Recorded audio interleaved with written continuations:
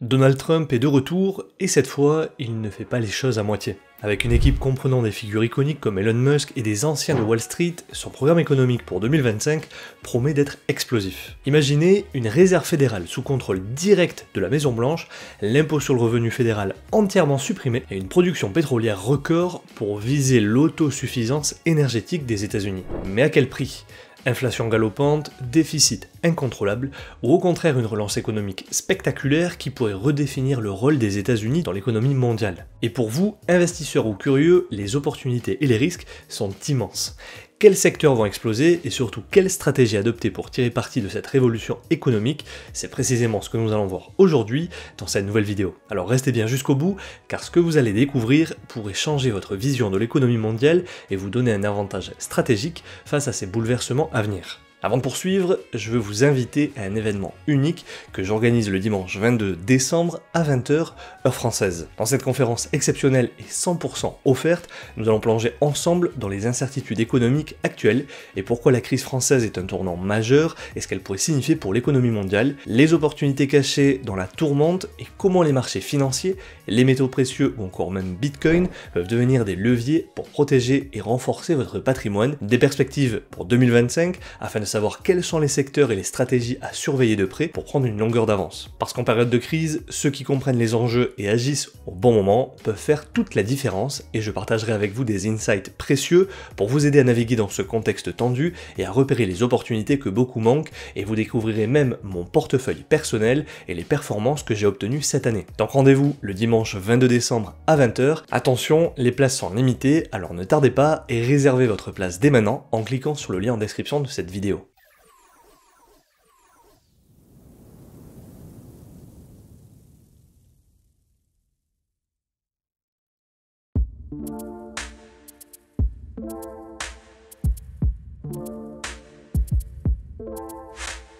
Bonjour à toute la communauté et bienvenue pour une nouvelle vidéo, je suis Mathieu Faraco de la chaîne Libre et Riche. Donald Trump ne choisit pas ses collaborateurs au hasard. Pour son prochain mandat, il a désigné Scott Bessent comme son futur ministre de l'économie, un choix qui suscite autant de curiosité que de controverses. Mais qui est vraiment Scott Bessent ? Pourquoi ce financier de Wall Street est-il central dans la stratégie de Trump ?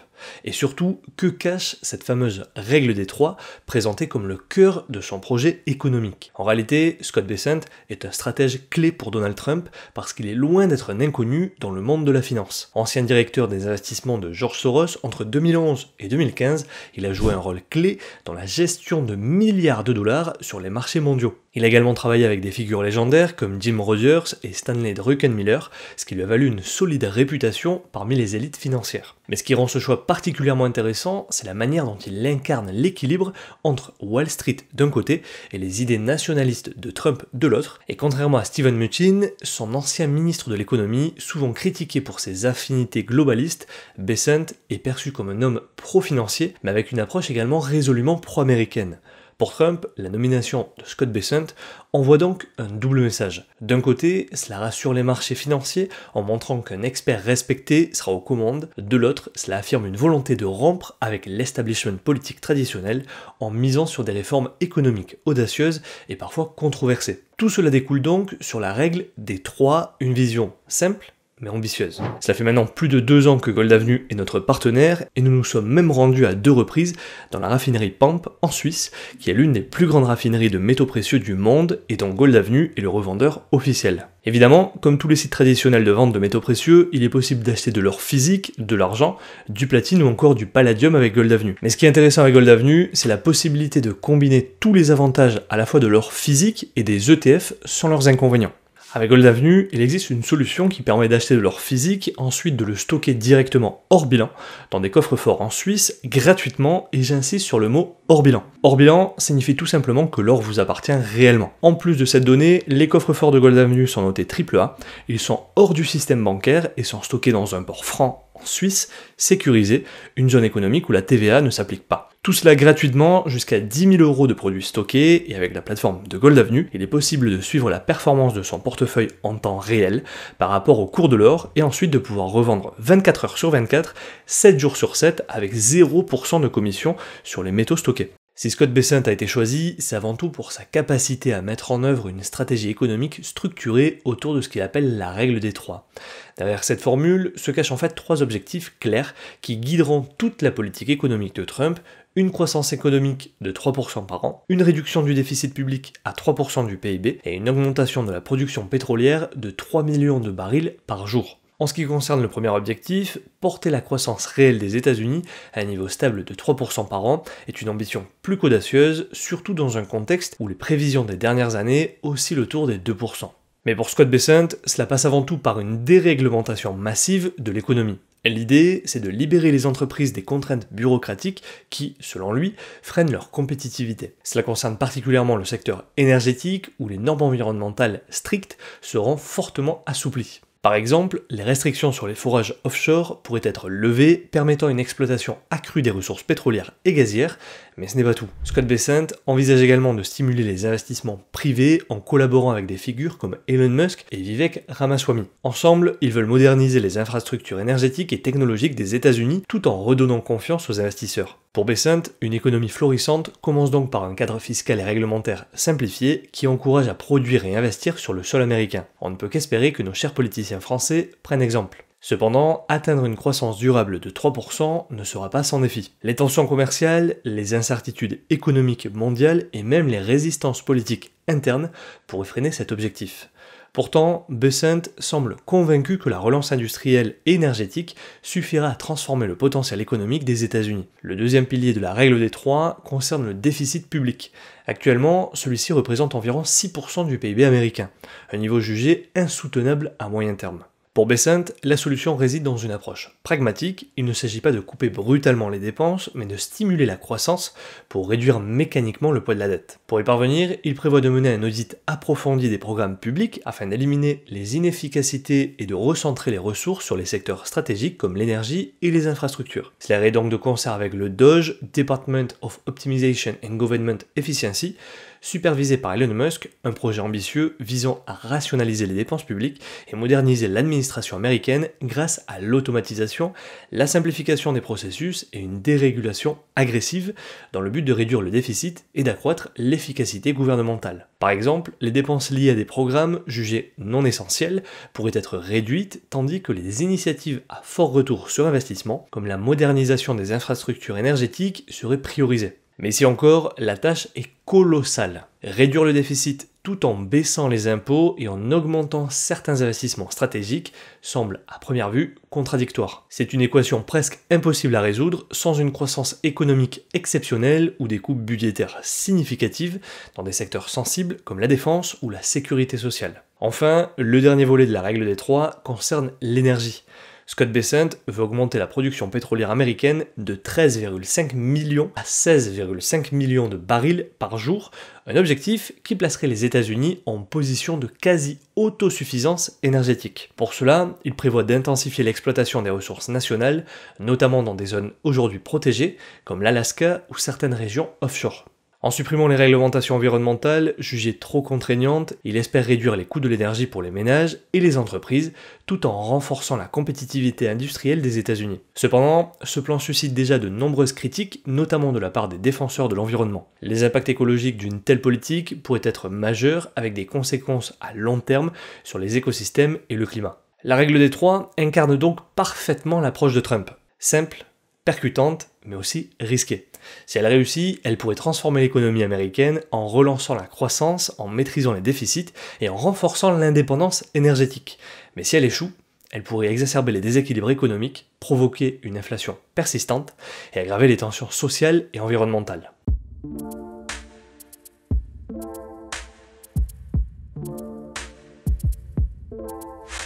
Au-delà de la règle des trois, le programme économique de Donald Trump repose sur 5 piliers principaux. Ces mesures déjà amorcées lors de son premier mandat prennent aujourd'hui une dimension encore plus radicale. Elles touchent au commerce, aux impôts, aux taux d'intérêt, à l'énergie et à la déréglementation. Le premier pilier, et qui n'est pas des moindres, a trait au protectionnisme commercial et vers une guerre tarifaire amplifiée. Trump avait déjà marqué son premier mandat par une escalade des droits de douane, notamment contre la Chine. Cette stratégie visait à protéger l'industrie américaine de la concurrence étrangère. Lors de ce second mandat, Trump veut donc aller encore plus loin, avec des droits de douane massifs, non seulement contre la Chine, mais aussi contre le Canada, le Mexique et même l'Union européenne. Pourtant, les résultats économiques restent mitigés. Si certaines entreprises nationales ont pu bénéficier de ces mesures, l'emploi manufacturier n'a pas connu de véritable rebond. Cela devient encore plus significatif lorsque l'on examine la part de l'emploi manufacturier par rapport à l'ensemble des emplois. Si le président républicain promet que ces taxes douanières financeront en partie son programme ambitieux, elles risquent surtout de peser sur les consommateurs américains. En effet, on l'oublie souvent, mais les droits de douane ne sont rien d'autre qu'une taxe supplémentaire directement répercutée sur les prix des produits importés. Cela alourdit les coûts pour les consommateurs américains, réduit leur pouvoir d'achat, particulièrement pour les ménages les plus modestes, souvent dépendants des produits importés à bas prix, et provoque des distorsions sur le marché. Ces effets, potentiellement négatifs à moyen et long terme, affectent l'économie nationale et internationale, tout en augmentant le risque d'escalade des tensions commerciales et l'incertitude pour les entreprises. Et comme le disait si bien Frédéric Bastiat, si les marchandises ne traversent pas les frontières, les soldats le feront. Le deuxième pilier de la politique de Trump tourne autour d'un dollar faible. Contrairement à ce que l'on pourrait attendre d'un président prônant l'Amérique forte, Trump envisage un affaiblissement stratégique du dollar. L'objectif, rendre les exportations américaines plus compétitives à l'international, tout en rendant les importations plus coûteuses. Ça s'inscrit justement dans la continuité du point précédent et dans sa vision de réduire le déficit commercial et de stimuler la production nationale. Un dollar faible pourrait relancer certains secteurs industriels en difficulté en facilitant l'accès des produits américains au marché étranger et en les rendant plus compétitifs. Cela rendrait également les importations plus coûteuses, ce qui peut exacerber l'inflation domestique et revient donc à augmenter une nouvelle fois les droits de douane de manière détournée. Cette politique pourrait donc nuire au statut du dollar comme monnaie de réserve mondiale, affectant la capacité des États-Unis à financer leurs dettes à faible coût, susceptible de creuser encore plus le déficit et donc augmenter la charge de la dette et la dette publique de manière générale. La mesure suivante vise à prendre en quelque sorte la main sur la réserve fédérale américaine au travers notamment de taux d'intérêt bas. Théoriquement, indépendante du pouvoir politique, souvent perçue comme une institution intouchable, garant de la stabilité économique des États-Unis, la Fed joue un rôle crucial en contrôlant les taux d'intérêt, en régulant l'inflation et en supervisant le système bancaire. Mais pour Donald Trump, cette indépendance n'est qu'un frein à ses ambitions. Après avoir critiqué ouvertement la Fed lors de son premier mandat, il semble désormais prêt à prendre le contrôle et il ne cache pas sa volonté de maintenir des taux d'intérêt aussi bas que possible. Il estime qu'un environnement monétaire accommodant est essentiel pour stimuler la croissance et financer son programme. En alignant la Fed sur sa vision, il espère que les taux resteront proches de zéro, même en cas de tension inflationniste. Pendant son premier mandat, Trump a souvent exprimé son mécontentement envers Jerome Powell, qu'il avait à plusieurs reprises accusé de saboter la croissance américaine en maintenant des taux d'intérêt qu'il jugeait trop élevés. Or, en 2026, le mandat de Jerome Powell à la présidence de la Fed prendra fin. Trump aura donc l'opportunité de nommer un nouveau président plus aligné avec sa vision et pourrait même aller encore plus loin en modifiant les règles du jeu pour réduire l'indépendance de la Fed et renforcer le rôle du Trésor. Cette mainmise sur la réserve fédérale ne serait évidemment pas sans conséquences, à commencer par un risque de surchauffe de l'économie. Si une baisse rapide des taux d'intérêt pourrait stimuler la consommation et l'investissement, favorisant une relance économique à court terme, une surchauffe limiterait aussi les marges de manœuvre de la Fed pour gérer de futurs chocs économiques. De même, si les taux bas réduiraient temporairement le coût de la dette, qui occupe aujourd'hui le deuxième poste de dépense de l'État, ils encourageraient un endettement accru. De plus, la Fed, perçue comme influencée par des considérations politiques, risquerait de perdre la confiance des marchés internationaux, entraînant une baisse de la demande pour les obligations américaines et rendant le financement de la dette plus onéreux. Cette situation irait donc à l'encontre de l'objectif de maintenir des taux bas, poussant ainsi le gouvernement à recourir à la création monétaire pour financer ses dépenses, ce qui alimenterait l'inflation. Le quatrième et avant-dernier pilier concerne la baisse massive des impôts. Trump souhaite réduire l'impôt sur les sociétés à 15% contre environ 21% actuellement. Il envisage également d'éliminer totalement l'impôt fédéral sur le revenu des particuliers, des baisses d'impôts financées par une augmentation significative et hypothétique des recettes provenant des droits de douane.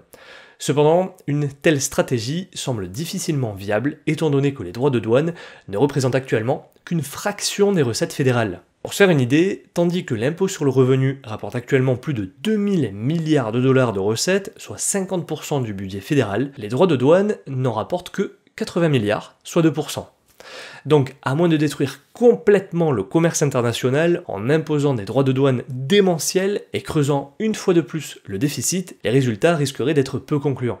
Finalement, le dernier pilier concerne la déréglementation. Trump avait déjà marqué son premier mandat par une politique agressive de déréglementation, illustrée notamment par un décret exigeant l'élimination de 2 réglementations pour chaque nouvelle règle introduite. Cette stratégie, qui avait pour but de simplifier drastiquement l'environnement des affaires, avait particulièrement ciblé des secteurs comme l'énergie et l'environnement. Pour ce second mandat, Trump semble prêt à redoubler d'efforts avec une ambition clairement affichée, libérer totalement l'économie américaine des contraintes réglementaires qu'il considère comme un frein à la compétitivité des entreprises. Cette déréglementation se concentrera notamment sur le secteur bancaire et le secteur énergétique, pierre angulaire de la stratégie économique de Trump. L'objectif, dans la continuité de la règle des 3, est donc de permettre aux États-Unis de produire localement tout ce dont ils ont besoin, rendant l'économie américaine totalement indépendante des fluctuations des marchés internationaux. De plus, en facilitant les projets énergétiques, grâce à une simplification des processus administratifs, Trump veut non seulement réduire les coûts pour les entreprises, mais aussi abaisser les prix de l'énergie pour les consommateurs. Le programme économique de Trump ouvre des opportunités d'investissement stratégiques, particulièrement dans l'énergie, avec une déréglementation favorisant la production pétrolière et les infrastructures énergétiques. Les secteurs de la technologie et de l'automatisation, dynamisés par des figures comme Elon Musk, offrent également un potentiel de croissance, notamment dans l'intelligence artificielle et la modernisation des infrastructures. Par ailleurs, un dollar affaibli et des droits de douane pourraient rendre les exportations américaines plus compétitives, stimulant les industries manufacturières et agricoles. Enfin, dans un contexte d'incertitude monétaire et d'inflation possible, les métaux précieux et les actifs refuges représentent des options de diversification intéressantes pour les investisseurs cherchant à équilibrer risque et rendement. Pour conclure, si certaines mesures du programme de Trump telles que la déréglementation ou la baisse des impôts sont à saluer, son projet reste fondamentalement incohérent. Le protectionnisme économique, par une escalade des droits de douane, agit comme une taxe cachée sur les consommateurs, alourdit les coûts, réduit le pouvoir d'achat et distorsionne les marchés en favorisant artificiellement des secteurs inefficaces. Une telle stratégie s'oppose au principe de libre-échange et à une allocation optimale des ressources.